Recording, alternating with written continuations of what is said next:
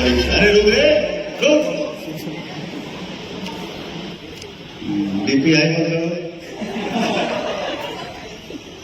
सपन मिश्रा जी हैं, जिनके सहयोग से हम लोग इतने सारे पार्टी हम लोग अटेंड कर रहे हैं। वीडियो बनाओ तो इसमें आपका सबसे बड़ा श्रेय जाता है मेरा भाई, तो सपन भाई के लिए एक जोरदार ताली हो जाए।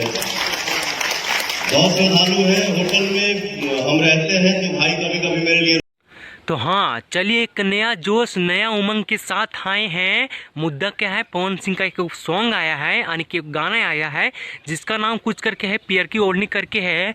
उस पर खेसारी लाल यादव ने ये इल्जाम लगा रहा है कि वो उनका गाना बहुत पहले आया था, उनका म्यूजिक कॉपी करके इस गाना को रिकॉर्ड किया गया है।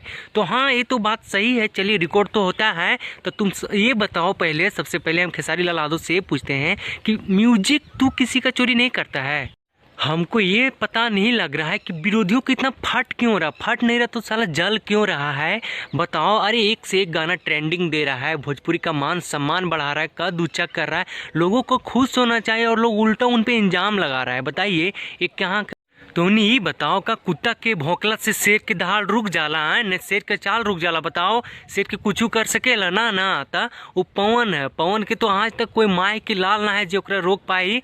तो ये बताओ, अरे सॉन्ग अच्छा है तो उसका सपोर्ट करे के चाहे, भोजपुरी के आगे बढ़ावे के चाहे से। नए लोग इतना नीच आदमी हरकत करते हैं, इतना नीच गिर गए हैं कि खुदे मतलब आप स्वार्थी हो गए, सिर्फ अपना बारे में सोचते। अरे कोई अगर मेरा भोजपुरी बढ़ा रहा है तो उसका सपोर्ट करो।